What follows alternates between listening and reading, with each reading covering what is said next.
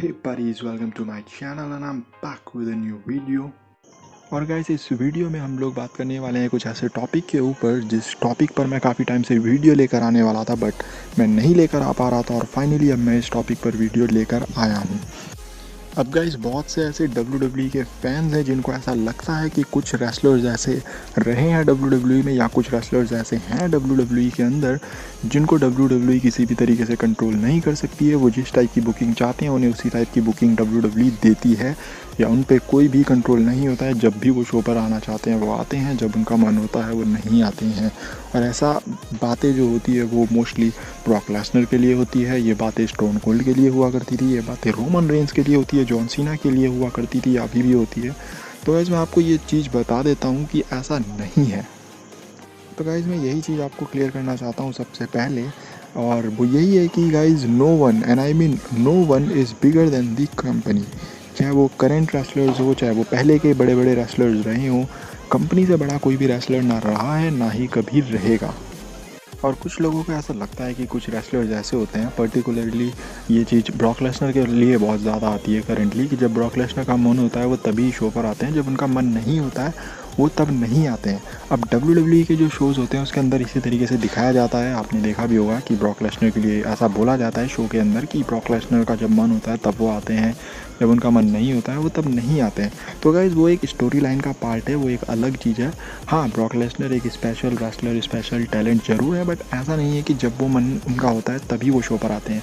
जब जब WWE ने बुलाएगी, जब जब उन्हें WWE चाहेगी शो पर बुलाना, उनको आना पड़ेगा, क्योंकि एक कॉन्ट्रैक्ट साइन होता है रेसलर्स के साथ और उस कॉन्ट्रैक्ट के कुछ टर्म्स एंड कंडीशंस होते हैं और उसी टर्म कंडीशन के हिसाब से उस रेसलर को चलना होता है। अगर उस कॉन्ट्रैक्ट में ऐसा लिखा है कि हर शो पर इस रेसलर को प्रेजेंट होना पड़ेगा, तो उस रेसलर को प्रेजेंट होना पड़ेगा अगर WWE कंपनी चाहेगी। अगर हर रॉ के शो पे ब्रॉक लेसनर को विंस मैकमोहन बुलाएंगे तो ब्रॉक लेसनर को आना पड़ेगा हर एक कंडीशन में। हाँ, कुछ पर्सनल प्रॉब्लम्स आ जाती हैं, कुछ इंजरीज आ जाती हैं, वो एक अलग मैटर है, बट अगर रेसलर अवेलेबल है, सब कुछ सही है उसके साथ, तो उस रेसलर को प्रेजेंट होना पड़ेगा शो के अंदर अगर विंस चाहते हैं।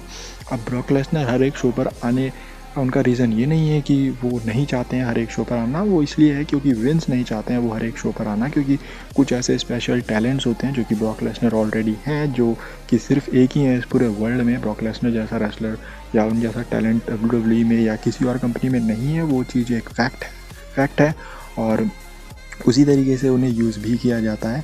तो हर एक शो पर उन्हें बुलाकर आम जैसा रेसलर नहीं बनाना चाहती है WWE, क्योंकि अब आपको भी पता होगा जो चीज़ स्पेशल होती है उसे स्पेशली ही ट्रीट किया जाता है। अगर उसे आम लोगों की तरह ट्रीट किया जाएगा या आम चीज़ों की तरह ट्रीट किया जाएगा तो वो चीज़ भी फिर आम ही बन जाएगी।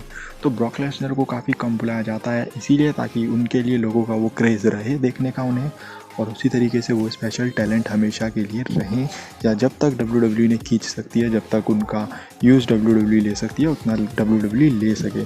तो ब्रॉक लेसनर का रीज़न ना आने का शो पर, हर एक शो पर या मोस्ट ऑफ द शोज़ पर आने का रीज़न है कि WWE उन्हें उस तरीके से बुक नहीं करती है। WWE के जो कॉन्ट्रैक्ट्स होते हैं उनके साथ वो हर एक शो के लिए नहीं होते हैं, जितने शोज़ के लिए होते हैं उतने ही शोज़ में वो प्रेजेंट होते हैं। और अगर विंस चाहें उन्हें शो पर बुलाना है और वो उस शो के लिए ऑलरेडी साइंड है तो उनको आना पड़ेगा, चाहे वो चाहे चाहे वो ना आए।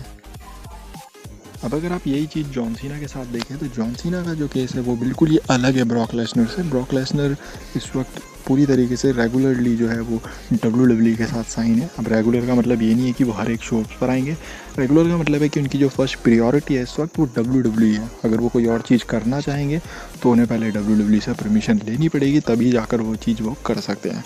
अब अगर बात करें जॉन सीना की, तो जॉन सीना इस वक्त हॉलीवुड उनकी प्रियोरिटी है, और जब भी उन्हें टाइम मिलता है हॉलीवुड के अलावा तो उनके जो कॉन्टैक्ट होते हैं WWE के साथ रहते ही हैं, और जब उनके पास टाइम होता है वो उसी टाइम के लिए WWE अगर चाहती है तो WWE ने उस टाइम के लिए बुक करती है और वो तभी उस शो पर प्रेजेंट होते हैं। जैसा कि आपने देखा रेसलमेनिया के लिए उन्हें बुक किया गया था, और वो रेसलमेनिया में और एक आधे रॉ में हमें देखने को मिले जहाँ पर वो बुक किए गए थे। तो कह सकते हैं कि जब उन पर टाइम होता है वो तब आते हैं जब WWE ने बुक कर दिया है। सो जॉन सीना का केस अलग है। और अगर आप गोल्डबर्ग को लिए तो गोल्डबर्ग के साथ भी सेम ही चीज़ है, उन्हें कुछ ही शोज़ के लिए बुक किया जाता है। अब गोल्डबर्ग एक बड़ा नाम है, ब्रॉक लेसनर एक बड़ा नाम है, अगर इन्हें अब हर शो में बुक करेंगे तो दो चीज़ का नुकसान है। पहली बात, इन्हें पैसे ज़्यादा देने पड़ेंगे बिकॉज़ ये बड़े नाम है। दूसरा, इनकी वो वैल्यू नहीं रहेगी अगर इन्हें आप हर शो में लेकर आओगे तो वही है। अब गोल्डबर्ग की बात है तो वही सीन गोल्डबर्ग का है जो ब्रॉक लेसनर का है। गोल्डबर्ग अब हर शो पे नहीं दिखते हैं, आपको वो साल में 1 मैच देखने को मिलेगा, 2 मैच देखने को मिलेंगे, और उनके कम होते हैं ब्रॉक लेसनर से बिकॉज ब्रॉक लेसनर अभी भी फिर भी फिट हैं। गोल्डबर्ग उतने फिजिकली अब नहीं फिट रहे हैं। सेम हाल आप अंडरटेकर का ले लीजिए, वो भी आपको रेगुलर नहीं देखते हैं, बट जब उन्हें बुक किया जाता है साल में 1 मैच या 2 मैच, वो तब आते हैं शो पर और वो रेसल करते हैं।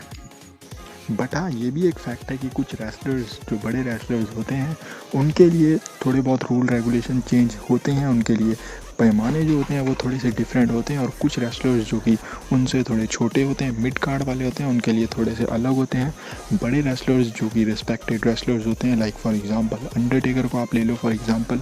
अब अगर अंडरटेकर कोई इनपुट देना चाहेंगे किसी मैच में, जैसे कि उन्होंने बोनयार्ड मैच में काफ़ी इनपुट्स दिए, तो वो अगर WWE को अच्छे लगते हैं तो वो यूज़ करते हैं। बट अगर कोई छोटा रेसलर इस टाइप के इनपुट्स देता है तो उसे फिर इग्नोर कर दिया जाता है। सो अब आई होप गाइस कि आप लोगों के थॉट्स जो हैं वो क्लियर हो गए होंगे इस चीज़ को लेकर कि कोई भी रेसलर WWE कंपनी से बड़ा नहीं है। जिस तरीके से WWE जिस रेसलर को यूज़ करना चाहती है उसी तरीके से WWE से यूज़ करती है। कुछ चीज़ों में वो रेसलर बोल सकता है कि नहीं, वो ये नहीं एग्री करता है, वहाँ पर WWE के ऊपर होता है कि वो उस चीज़ को कराना चाहती है या नहीं। ज़बरदस्ती नहीं करा सकती है, बट फिर भी अगर उनके पास वैलिड पॉइंट होगा वो चीज़ कराने का तो वो फिर उस रेसलर से बिल्कुल ही करवा के रहेगी। जब वो शो पर प्रेजेंट करवाना चाहेगी उस रेसलर को, वो रेसलर को प्रेजेंट होना पड़ेगा। तो गाइज़, अगर वीडियो आपको ये अच्छी लगी हो, थोड़ी बहुत भी आपको इससे क्लियरिटी आई हो, तो वीडियो को ज़रूर आप लाइक कीजिएगा, क्योंकि जब आप वीडियो लाइक करते हो तो मुझे पता चल जाता है कि आपको किस टाइप की वीडियो आगे देनी है, वीडियो किस टाइप की रही है। तो प्लीज़ वीडियो को लाइक ज़रूर करो यार अगर आपको पसंद आई हो, और सब्सक्राइब करो चैनल अगर आपने अभी तक नहीं किया हो। सो इस वीडियो को करते हैं गाइज़ यहीं पर एंड, मिलते हैं अगली वीडियो में एक नए और इंटरेस्टिंग टॉपिक के साथ। So till then guys, stay safe at your home and don't forget to like, share and smash the subscribe button.